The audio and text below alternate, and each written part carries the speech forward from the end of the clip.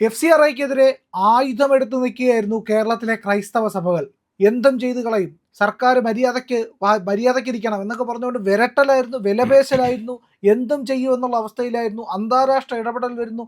അമേരിക്കയിൽ നിന്ന് ആൾക്കാരൊക്കെ വന്ന് കൊൽക്കത്ത വിമാനത്താവളത്തിലേക്ക് പറന്നിറങ്ങുന്നു. മിഷണറീസ് ഓഫ് ചാരിറ്റീസിനെ കാണുന്നു, പലരെയും കാണുന്നു, പല സംഭവങ്ങളും ഉണ്ടാകുന്നു. ഞങ്ങൾ പറയുന്നത് കേന്ദ്രം കേൾക്കുമെന്ന് പറയുന്നു.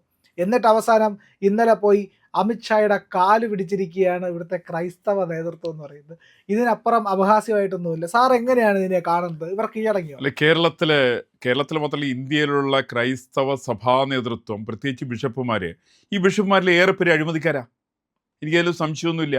കാരണം ഇവരിപ്പോൾ അതിനകത്ത് നക്കാപ്പിച്ച് കിട്ടുന്ന കാര്യങ്ങൾ അവരെ നേരിട്ട് ബാധിക്കുന്നതാണ് FCRI നിയമം വരുന്നത്. കാരണം ബിഷപ്പുമാർക്കും പള്ളിയിൽ അച്ഛന്മാർക്കും കിട്ടുന്ന പണമാണ് വിദേശ ഫണ്ട് ലഭിക്കുക.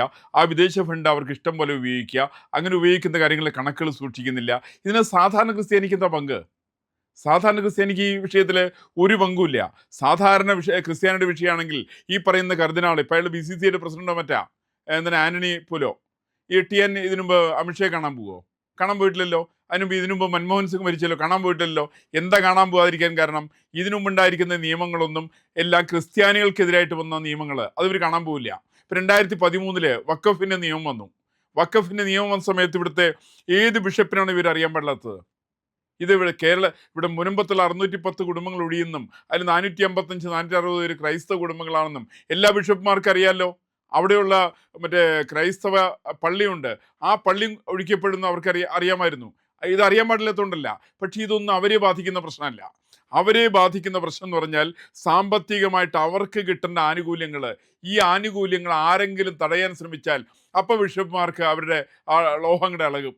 ആ ലോഹളകിയിട്ട് അവർ വലിയ കലിതുള്ളിക്കൊണ്ട് അതിനെതിരായിട്ട് വലിയ സമരം ചെയ്യാൻ വേണ്ടിയിട്ട് വരും. ഈ തരത്തിൽപ്പെട്ട ചില ഭീഷണികളാണ് ഇപ്പോൾ കണ്ടത്. നമ്മൾ എന്താ പറയുക, ഞങ്ങൾ സമ്മതിക്കില്ല, ഞങ്ങൾ നടത്താൻ സമ്മതിക്കില്ല. ആർക്കൊക്കെ ഇവിടെ വിദേശ ഫണ്ട് വരുന്നത്? ഹൈന്ദവ സംഘടനകൾക്ക് വരുന്നില്ലേ? മുസ്ലിം സംഘടനകൾക്ക് വരുന്നില്ലേ?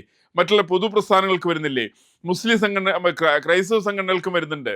മൊത്തം വരുന്ന FCRI ഫണ്ടിൻ്റെ 30% മാത്രമാണ് ഇവർക്ക് ലഭിക്കുന്നത്. ബാക്കി 70% മറ്റുള്ളവർക്കാണ്. ഈ 70%കാരന് ഒന്നും ഈ വിഷയത്തെ സംബന്ധിച്ചിട്ട് യാതൊരു ആക്ഷേപവുമില്ല. എന്താ ആക്ഷേപമില്ലാതിരിക്കാൻ കാരണം? അവരോടൊക്കെ പറയുന്നത് നിങ്ങൾ പണം വാങ്ങിച്ചോളൂ, ആർക്കും വിരോധമില്ല, പക്ഷെ വാങ്ങിക്കുന്ന പണത്തിൻ്റെ കണക്ക് വേണം. അല്ലാതെ ഞാൻ അവിടെ നിന്ന് 50 കോടി റുപ്യ വാങ്ങിച്ച് അത് മറ്റേ പള്ളിയിൽ പാവപ്പെട്ടവർക്ക് അനാഥാലയം പണിയാൻ വേണ്ടിയിട്ട് 25 കോടി അതിനകത്ത് കൊടുത്ത്, ഒരു 15 കോടി ശമ്പളം കൊടുത്ത്, ഒരു 10 കോടി റുപ്യ മറ്റേന് കൊടുത്തു എന്നൊക്കെ പറഞ്ഞിട്ടുള്ള ഒരു കള്ളക്കണക്ക് പറഞ്ഞാലുണ്ടല്ലോ, ഈ കള്ളക്കണക്ക് കേന്ദ്ര സർക്കാർ അംഗീകരിക്കൂല. ഇവിടെ പ്രശ്നം അതാണ്. ഈ പള്ളിയിലെ അച്ഛന്മാരെ സംബന്ധിച്ചും ബിഷപ്പ്മാരെ സംബന്ധിച്ചും ഇവർ അവതരിപ്പിക്കുന്ന കണക്കുകൾ കള്ളക്കണക്കുകളാണ്, ഈ തട്ടിപ്പിൻ്റെ കണക്കുകളാണ്. ഈ തട്ടിപ്പിൻ്റെ കണക്കുകൾ ചോദ്യം ചെയ്താൽ അവിടെയാണ് ഇവരുടെ വിഷമം ഉണ്ടാവുക. എനിക്ക് നന്നായിട്ടൊരു ബോധ്യം വരുന്ന സംഭവമുള്ളത്, 1945 സർ CP രാമസ്വാമിയേര് ഇവിടെ തിരുവിതാംകൂറിൽ ദിവാനായിരുന്നു. ആ ദിവാനായിരുന്ന സമയത്ത് അദ്ദേഹമാണ് ആദ്യമായിട്ടുള്ള വിദ്യാഭ്യാസ ബില്ല് കൊണ്ടുവരുന്നത്. ആ വിദ്യാഭ്യാസ ബില്ല് കൊണ്ടുവരുന്നതിന് പ്രധാനപ്പെട്ടവർ പറഞ്ഞു, ഇവിടെയുള്ള അധ്യാപകരുടെ ശമ്പളം വളരെ കുറവാണ്, നാമമാത്രമായിട്ടുള്ള ശമ്പളമാണ് കിട്ടുക. പ്രത്യേകിച്ച് പ്രൈമറി അധ്യാപകർക്ക്, ഇങ്ങനെയുള്ള പ്രൈമറി വിദ്യാർത്ഥികളോട് ഫീസ് വാങ്ങിക്കുന്ന ആളുകൾ പോലും ആ ഫീസ് മുഴുവൻ ഇവർ പള്ളിയിലെ അച്ഛന്മാരും ബിഷപ്പ്മാരൊക്കെ അരമനെ കൊണ്ടുപോകുന്നുണ്ട്. അതല്ലാതെ കണ്ട് സാധാരണ ശമ്പളം കൊടുക്കുന്നില്ല.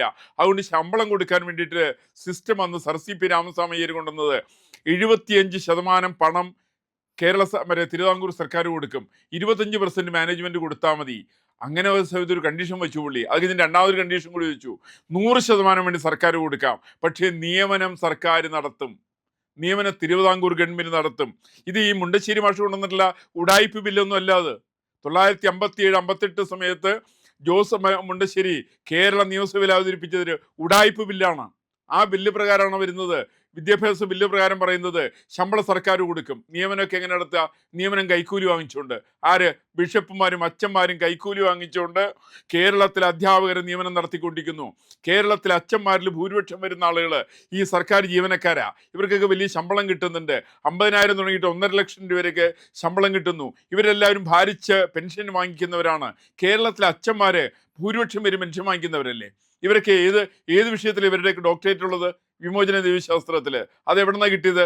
റോമലി യൂണിവേഴ്സിറ്റിയിൽ നിന്ന്.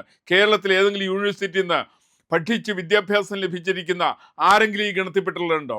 അപ്പം അങ്ങനെയൊക്കെ വന്ന സമയത്ത് സർസിപി കൊണ്ടുവന്നിട്ടുള്ള ബില്ലിനെ ഇവർ പറഞ്ഞു ഞങ്ങളൊരു ശക്തമായിട്ട് എതിർക്കുകയാണ്, ഇതിനെതിരായിട്ട് ഞങ്ങൾ പല്ലും നഖവും ഉപയോഗിച്ച് ഞങ്ങൾ എതിർക്കുന്നൊക്കെ പറഞ്ഞിട്ട് ചങ്ങനാശ്ശേരി ബിഷപ്പ് അയാൾ വലിയൊരു ഇടയലേഖനം ഇറക്കി. ആ സമയത്തിന് മറുപടി സർസിപി പറഞ്ഞെന്താണെങ്കിൽ ഇടയലേഖനമൊക്കെ എഴുതിക്കോ, പക്ഷെ ബിഷപ്പിനെ ഞങ്ങൾ പിടിച്ച് അകത്താക്കും. ഈ സമയത്ത് മുട്ടുകാലിട്ടടിച്ചുകൊണ്ട് മുട്ടുകാൽ എഴഞ്ഞുകൊണ്ട് ബിഷപ്പ് സർസിപി രാമസ്വാമിയെ കാണുന്നു. ഞങ്ങൾ പറഞ്ഞല്ല, ഞങ്ങൾ വിഡ്രോ ചെയ്തിരിക്കുന്നു. അതിനുശേഷം സർസിപി രാമസ്വാമിയേര് ചങ്ങനാശ്ശേരിയിൽ അമ്പലപ്പുഴ വന്നിട്ട് അദ്ദേഹത്തിൻ്റെ പ്രസംഗമുണ്ട്. അതിൽ അദ്ദേഹം പറയുന്നുണ്ട്, ഈ പറയുന്ന എന്തോ പറയാൻ ദുർബലന്മാരായിരിക്കുന്ന പള്ളിയിൽ അച്ഛന്മാർക്കും ബിഷപ്പുമാർക്കെതിരായിട്ട് എന്തെങ്കിലും നടപടിയെടുത്തിട്ട് ഒരു കാര്യമുണ്ടെന്ന് എനിക്ക് തോന്നുന്നില്ല, ഞാനതുകൊണ്ട് അതിന് നിൽക്കുന്നില്ല എന്നാണ് പറയുന്നത്. അവസാന വിദ്യാഭ്യാസ ബില്ലിനെ ഇവർ തുരങ്കം വെച്ചുവെങ്കിൽ പോലും ഈ പറയുന്ന വിദ്യാഭ്യാസ ബില്ലിൻ്റെ പേരിൽ ഇവർ കാണിച്ച ബഹളങ്ങൾ അസാമാന്യ ബഹളമായിരുന്നു. ഇവർ പറഞ്ഞു ഞങ്ങൾ കോളേജ് സ്കൂളൊക്കെ അടയ്ക്കും.